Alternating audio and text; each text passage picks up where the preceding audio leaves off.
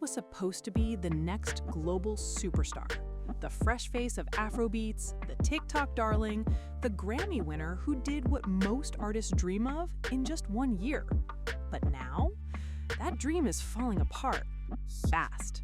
Because behind the viral dances, flawless visuals, and Billboard headlines are whispers of a $50 million secret. Jaguar Wright just went public, accusing Tyla of being nothing more than an industry puppet, a perfectly packaged product designed to manipulate young fans and distract from a much darker agenda. And the more people look closer, the worse it gets. Lyrics that raised eyebrows, PR teams silencing interviews, identity scandals that blew up across 2 continents. Even fellow celebrities are backing away. So, was Tyla ever the real deal? Or have we all been watching the rise and sudden collapse of the music industry's most dangerous illusion? When Water dropped, the internet didn't just react, it exploded. Overnight, Tyla became a household name. The track was catchy, the choreography was clean, and the TikTok challenges viral on arrival. Every scroll showed another teen copying her moves, another influencer lip-syncing those steamy lyrics. It was like the song had been engineered in a lab, and maybe it was. Because this wasn't your typical breakout. There were no awkward early singles, no underground mixtapes, no struggle years grinding for recognition.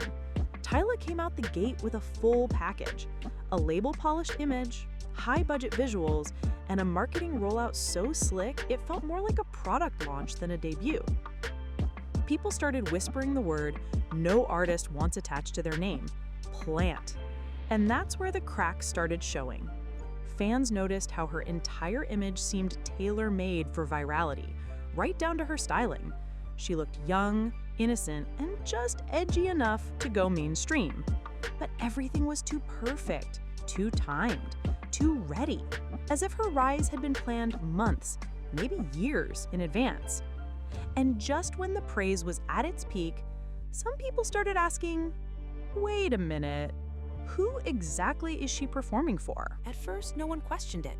Water was just another catchy hit, right? But when people started actually listening to the lyrics, make me sweat, make me hotter, make me lose my breath, make me water, things took a turn. Because her fan base wasn't grown adults in the club, it was 8-year-olds, 11-year-olds, teen girls mimicking every move in front of their phones. And that's exactly what set Jaguar Wright off. In a viral rant, Jaguar didn't hold back.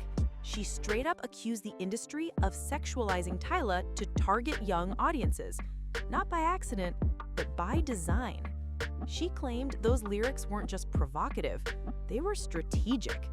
She painted a disturbing picture, young girls dancing to hypersexual lyrics while predators watched in silence.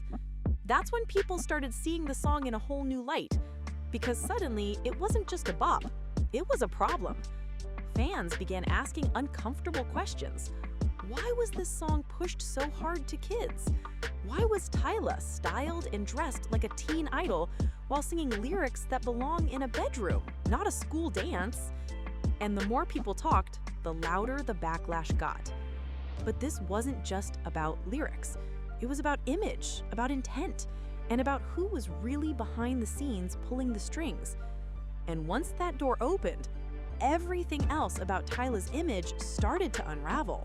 Just as the heat around her lyrics hit its peak, Tyla lit another match, and this one blew up in a way no one saw coming. During a radio interview, she casually dropped a line that left American fans stunned. In South Africa, my race is called colored. Those 5 words triggered a full-blown cultural firestorm, because in South Africa, colored is a legal racial classification, a term rooted in apartheid, used to describe people of mixed heritage. But in the US, that word is a slur, a reminder of segregation, racism, and violence. And most of Tyla's fan base? Young Black Americans. They weren't just shocked, they were offended. Instead of explaining herself, Tyla froze. The moment she was asked about it again, Live on The Breakfast Club, she went silent, literally, eyes wide, unsure, looking off camera like a deer caught in headlights. Then came the real kicker. Her PR team stepped in mid-interview, allegedly trying to cut the segment entirely. But Charlemagne wasn't having it. He refused to edit it out. As a black man himself, he said Tyla's silence wasn't just awkward, it was disrespectful. And the internet agreed. Clips of the moment went viral. Fans started saying, "She's not one of us. She doesn't even want to be." Others asked how someone could build their fame off black culture, black dances, black music, black audiences, and then distance herself from black identity the second it got uncomfortable. The fallout was fast, and it was brutal. But the worst part? It wasn't just what Tyla said, it was how she handled it. No apology, no clarity, no real engagement, just silence and a team of handlers trying to clean up behind her. And that's when fans realized this wasn't just a PR misstep, it was a pattern. By now, fans were asking the same question. If Tyla's really being herself, why does everything around her feel so controlled? That question hit a boiling point when she appeared on The Breakfast Club. What should have been a breakthrough moment, a chance to own her story, clear the air, and connect with the culture, turned into a PR disaster. Why? Because her team walked in with a full list of banned questions, a literal checklist of topics that Charlemagne and the crew weren't allowed to touch. Here's what they tried to block. No mention of the Kai Cenat "we friends though" moment that had fans speculating about her love life. No talk about why she mysteriously dropped out of Chris Brown's tour. No questions about the colored comment, which was still trending. No bringing up her injuries, her relationship status, or even comparisons to other pop stars like Rihanna. Basically, they wanted an interview where Tyla smiled, nodded, and said nothing real. But Charlemagne wasn't playing along. He saw right through it. And when Tyla froze, again, during the tough questions, it confirmed everything people had been suspecting. This image isn't authentic, it's manufactured. Fans didn't see a confident, outspoken artist. They saw someone shielded by a corporate team, terrified of saying the wrong thing, and completely out of touch with the audience that built her up. And what made it worse? The silence wasn't coming from inexperience. It was coming from fear of breaking the script, of veering off brand, of shattering the carefully polished image her label spent millions creating. It wasn't just disappointing, it was insulting. Because fans don't want a perfect star, they want a real one. And by now, Tyla was giving off all the wrong signals. Just months ago, Tyla was untouchable. Her self-titled debut album was shattering records, over 1 billion Spotify streams in just 3 months, Billboard Top 25, and the crown for most streamed African female project in US history. She even did the unthinkable, outstreamed Beyoncé. That alone should have made her a legend. But instead of riding that momentum into the next phase of her career, Tyla hit a wall, hard. Her follow-up EP, We Wanna Party, barely made a dent. The numbers were shockingly low. Critics who once praised her started questioning the hype.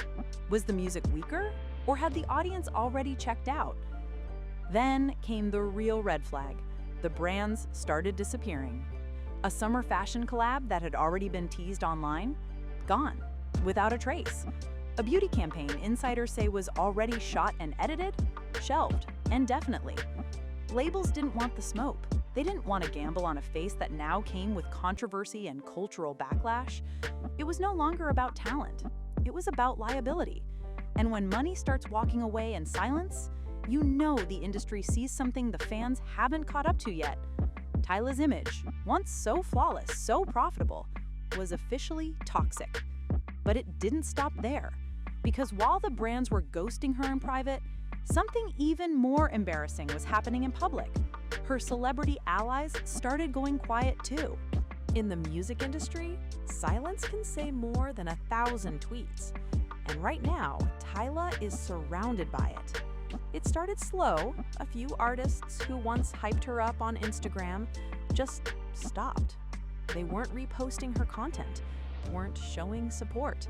Some even quietly unfollowed her. No drama, no announcements, just distance. But the silence that really shook fans came from Hallie, the same Hallie who proudly stood next to Tyla on stage, holding her VMA trophy when it was too heavy for Tyla to carry herself. That moment was supposed to be iconic, sisterhood, unity. But when the backlash hit, Hallie said nothing. Not a post, not a comment, not even a like. And that silence, it spoke volumes. Because if your industry friends don't defend you, especially in public, it means they're either scared or they're no longer on your side. Then came the tour rumors. Insiders say Tyla was supposed to join a major Afrobeats tour across the US, sharing the stage with some of the biggest names in the game. But promoters got nervous. Her name disappeared from the list, quietly, strategically, like she had never been involved at all. Why? Because in live music, tickets don't just sell off talent, they sell off trust. And Tyla's trust with the audience, especially her American fan base, was hanging by a thread. Even artists who had nothing to do with the drama were allegedly saying, "I don't want my name next to hers." The fear wasn't just bad press, it was guilt by association. Tyla wasn't just trending anymore, she was taboo. And when the people who once lifted you up are now turning away, that's not just a fall from grace. That's a full-blown freefall. By now, the story of Tyla isn't just about a star who stumbled. It's about a star who some people believe was never meant to stand on her own. Jaguar Wright didn't stop at calling Water inappropriate. She doubled down, accusing Tyla of being part of a much larger plan, a carefully built campaign to shape culture from the top down. According to her, Tyla wasn't just discovered, she was designed. Jaguar compared Tyla to artists like Sexy Red, Lil Nas X, and Lizzo, claiming these performers were all part of an industry agenda to influence how young audiences think, act, and even see themselves. It wasn't about music, she said, it was about programming. And for some fans, those dots started connecting uncomfortably fast. The sudden rise with no grind, the hypersexual lyrics pushed to kids, the PR lockdown on interviews, the identity confusion that alienated her biggest market, the brands and artists now quietly backing away. To critics, it looked like a playbook. Build a young, relatable star, pump her into every feed, then pull the plug once the backlash starts, leaving a trail of confusion and disillusioned fans. But here's the question that's making the rounds online. Was Tyla ever in control of her career at all? Or was she always just a pawn? Some argue this is exactly what happens when artists sign huge, restrictive contracts, like the rumored $50 million deal Jaguar hinted at. If true, that kind of money doesn't come without strings. Strings that can control your music, your image, your interviews, even your identity. And once you start pulling on those strings, the whole illusion can fall apart. Right now, Tyla isn't just facing backlash, she's facing a career crisis. The numbers are slipping, the fans are divided, the brands are bailing, and the industry quietly backing away like they never knew her. For someone who was once hailed as the future of Afrobeats, the silence is deafening. But here's the thing, this wasn't just about one misstep. It was about how many chances she was given and how she handled every single one of them. From the Water controversy to the Breakfast Club disaster, from calling herself colored to refusing to speak when it mattered most, Tyla had multiple chances to show she was real, to prove she understood the weight of her words, to take accountability. But time after time, she stayed silent, or worse, let her PR team speak for her. And that's what truly broke the connection. Because fans don't turn on artists just because of controversy. They turn when they feel disrespected, when they feel like they've been sold something fake. Tyla's biggest supporters, young, Black, female fans in America, now feel like she doesn't see them, doesn't understand them, and maybe never did. Even her defenders back home in South Africa, who insisted the term colored was misunderstood, couldn't bridge the gap. Instead, their defense only highlighted the cultural divide, a divide that Tyla's team failed to navigate and fans were no longer willing to overlook. Now she's left standing in the middle of a storm made of broken trust, industry silence, and a reputation that might be unfixable. The same media that once crowned her the next big thing has moved on. The hype is gone. The narrative has shifted. And the question now isn't how high she can go, it's whether she'll survive the fall at all. Tyla's rise was fast, flashy, and picture perfect. But maybe that was the problem all along. Because now, with fans turning, brands disappearing, and peers staying silent, it's hard not to wonder, was Tyla built for fame or just built to sell? Jaguar Wright believes she was a pawn, a $50 million product, not a person. A tool for an industry agenda bigger than any one artist. And looking at how quickly the machine moved on once the backlash started, it's a hard theory to ignore. But maybe it's deeper than that. Maybe this is what happens when cultural lines blur too fast, when an artist born in one country is marketed to fans in another without truly understanding the history, the pain, or the expectations tied to every word, every look, every move. Maybe Tyla's not a villain. Maybe she's just not ready. But here's the truth. Music is only half the story. The rest is trust, identity, accountability. And right now, Tyla's still searching for all three. So now it's your turn to decide. Was Tyla the victim of a cultural misunderstanding? Or are we watching the collapse of a carefully crafted illusion? Drop your thoughts in the comments. We want to hear your take. Don't forget to like, subscribe, and turn on notifications because the next story, it's even messier than this one.